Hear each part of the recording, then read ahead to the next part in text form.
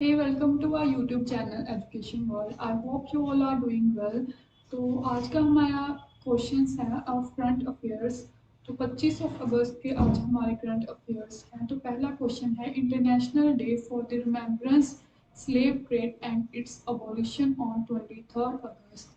तो हर साल अंतर्राष्ट्रीय लेवल पर रिमेम्बरेंस किया जाता है स्लेव ट्रेड को और इट्स अबॉलिशन को। और कब हुई थी? 23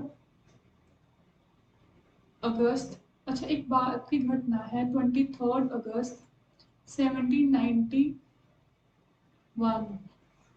पहले हुआ करता था। जो अफ्रीका के जो स्लेव्स हैं उनको बंदी बनाकर जो यूरोपियन कंट्रीज थी, और वो अफ्रीका के स्लेव्स को अलग कंट्रीज में भेजा करती थी टू वर्क, और उनको बंदी बनाकर काम किया जाता था और उन्हें कोई भी जीरो वेज पर वो काम करते थे।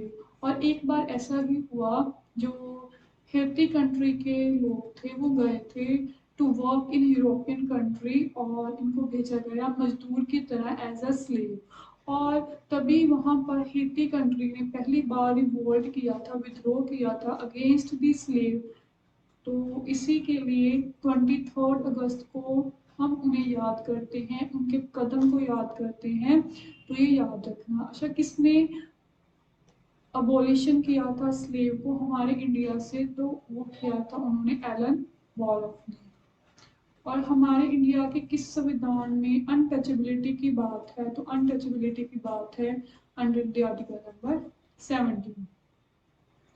Garba has been recommended to include in the UNESCO list. आपको पता होगा कि यूनेस्को जिसका हेडक्वार्टर है पेरिस में, और इस समय हमारी जिसकी फुल फॉर्म है United Nation Educational Scientific and Cultural Organisation, इसमें इस समय हमारी कितनी साइट्स हैं? तो 40 साइट्स हैं, जिसमें से 32 साइट्स कौन सी है? कल्चरल।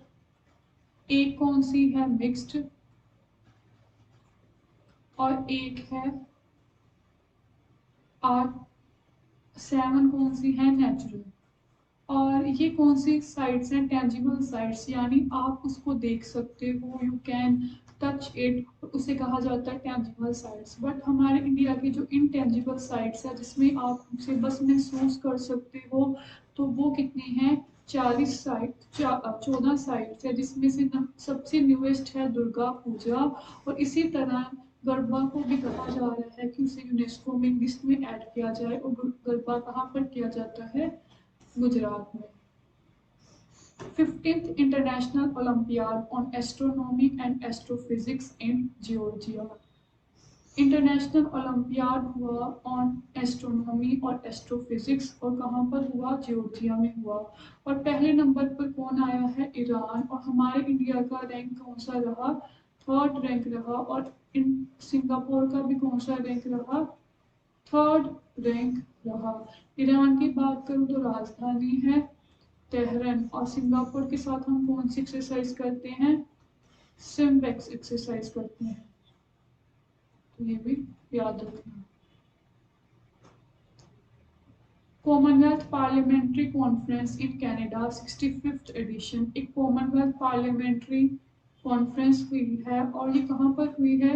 इन कनाडा में हुई है। और कौन सा एडिशन? 65th addition. और हमारे इंडिया से किसने रिप्रेजेंट किया? ओम बिरला ने। और आपको पता है ओम बिरला कौन है? इस समय हमारे स्पीकर है। अगर पार्लियामेंट की बात करी जाए तो डाइट किसकी पार्लियामेंट का नाम है? जापान की पार्लियामेंट का नाम डाइट है। और नेसेट किस कंट्री की पार्लियामेंट का नाम है? तो नेसेट है इजराइल कंट्री।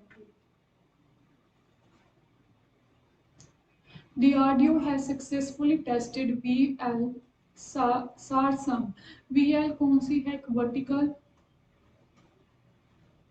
लॉन्च, मतलब एक ऐसी मिसाइल जो वर्टिकल ट्रेवल आउट करती है। और सरसाम मतलब कैसी मिसाइल है? शॉर्ट रेंज, मतलब कोई पास वाले शत्रु को ये टारगेट कर सकती है। और कितने टारगेट, कितनी देर तक? 50 किलोमीटर तक। और कैसी मिसाइल है? सरफेस टू एयर मिसाइल है। इसका सक्सेसफुली टेस्ट की गई है चांदीपुर उड़ीसा से। और डीआरडीओ की बात करें तो इस समय चेयरमैन कौन है, जे सतीश रेड्डी। और establishment 1 January 1958। India's first commercial space situational awareness observatory to be set in Uttarakhand. India में पहला ऐसा सेंटर जिसमें पहले ही मौसम का, क्लाइमेट चेंज का पता लगाकर हमारे इंडिया को अलर्ट कर दिया जाएगा। और ये कहाँ बना है, उत्तराखंड में। और इंडिया का पहला ही क्रिप्टोगेमिक पार्क भी कहाँ पर बना है, ये उत्तराखंड में बना है। Swami Vivekanand and Senani Pandurang Memorial to be inaugurated in Mexico। Swami Vivekananda और सेनानी पांडुरंग का मेमोरियल बनाया जाएगा। कहाँ पर बनाया जाएगा, मेक्सिको में बनाया जाएगा। और मेक्सिको की राजधानी मेक्सिको ही है। और महात्मा गांधी का मेट्रो का नाम किस कंट्री ने रखा है, तो मॉरिशियस कंट्री ने। National seed conference held in Gwalior Madhya Pradesh. National seed conference हुई है, कहाँ पर हुई है, मध्य प्रदेश के ग्वालियर में हुई है, जिसे आप राष्ट्रीय बीज कॉन्फ्रेंस भी कहते हो। मध्य प्रदेश की राजधानी भोपाल। और आपको पता है कि भोपाल की ट्रेजेडी कब हुई थी, 1984 को। किस गैस के हिसाब से, मिथाइल आइसोसाइनेट। तो आज का सेशन हमारा यहीं पर समाप्त होता है। Thank you for watching. Bye bye.